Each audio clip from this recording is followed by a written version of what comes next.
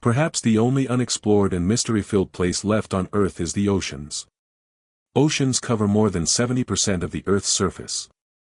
The average depth of most oceans is about 3.7 kilometers, but this one goes beyond 11 kilometers. The Mariana Trench. A place deep below that, despite freezing cold and crushing pressure, is home to life forms waiting to be discovered. But do we really know what's hiding in such a deep place? How was this trench discovered in the first place? What did it have to do with the Soviet Union? And what was the secret behind the two mysterious sound recordings that emerged from the Mariana Trench over time? In this video, we will seek answers to all these questions, and together we'll descend into the depths of the Mariana Trench for a mystery-filled journey. Around 180 million years ago, during the Jurassic period, when dinosaurs ruled the land, a battle began in the depths of the ocean. Two massive tectonic plates slowly but relentlessly collided. The Pacific Plate began to slide beneath the Philippine Plate. This immense weight pulled the ocean floor downward, and over time, the deepest scar on the planet was born, the Mariana Trench. The trench stretches across 2,550 kilometers along the ocean floor. Its deepest point reaches down to 10,984 meters. Some of the most recent measurements even suggest that it exceeds 11,000 meters.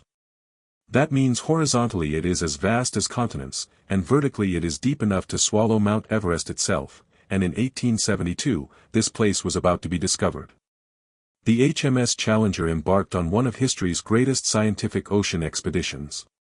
Its mission was to map the ocean floor, and in doing so, the crew traveled nearly 70,000 miles around the world, about one-third of the distance between the Earth and the Moon.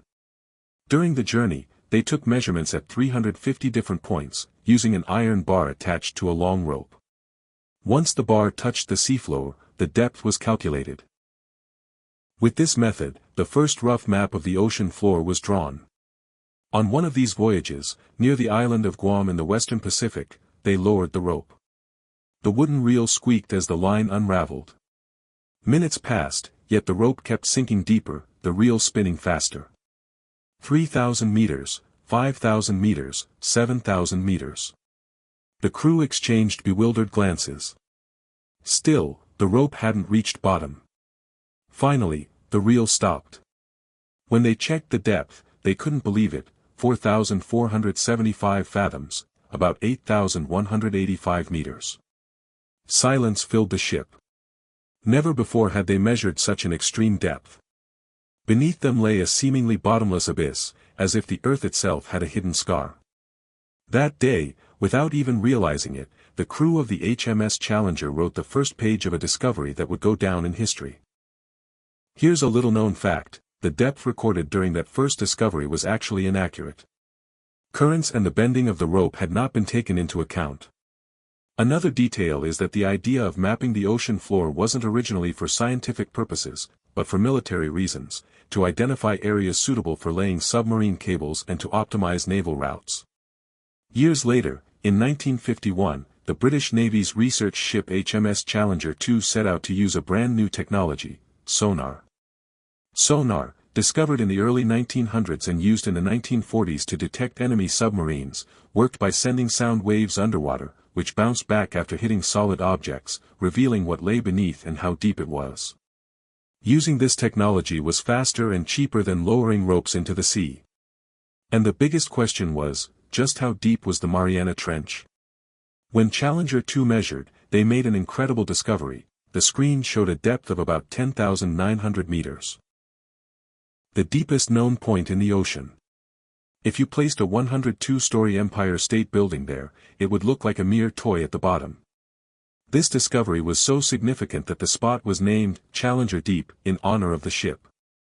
People wanted to know how this trench had formed, what it looked like, and most importantly, they wanted to go there. But descending to such depths posed a massive problem. The pressure at the bottom was 1,000 times greater than at sea level, equivalent to the weight of 3 Eiffel Towers pressing down on you. To visualize this, one experiment placed a mannequin's head in a pressure chamber. When subjected to the force, the head shrank dramatically, despite being filled with dense rubber. The thought of what would happen to a human body was terrifying. Clearly, a solution was needed. In 1953, Swiss inventor Auguste Piccard dreamed of being the first person to descend into Challenger Deep. To do so, he needed a submarine capable of withstanding the crushing pressure. His design, called the bathyscaphe, was built in the early 1950s specifically for vertical dives to maximum depths. Initial tests in Italy in 1954 reached only 3,500 meters. But in 1958, the U.S. Navy bought the vessel, called Trieste, and upgraded it to withstand 11,000 meters. On January 23, 1960, Trieste finally made its descent into the Mariana Trench. Instead of Auguste, who was too old for the mission, his son Jacques Piccard and U.S. Navy officer Don Walsh volunteered. For 9 hours, they squeezed into a tiny cabin, facing immense risks. Slowly descending at about 3 miles per hour, they sank past 3,000 feet into total darkness. Along the way, they witnessed something miraculous, bioluminescent creatures glowing in the deep, like something out of a fantasy world. After nearly 5 hours, they reached the bottom, 36,000 feet deep. A place almost no human being will ever see. A world of silence and darkness. Through the tiny portholes, they saw soft, mud-like sediment and a few sparse creatures. Most striking of all was a flat white fish, about 30 centimeters long. Scientists had believed it was impossible for bony fish to survive at such depths, yet there it was, alive before their eyes. Jacques Piccard later wrote, "The answer to a question biologists had asked for decades was suddenly before us. Could life exist at the very bottom of the ocean? Yes.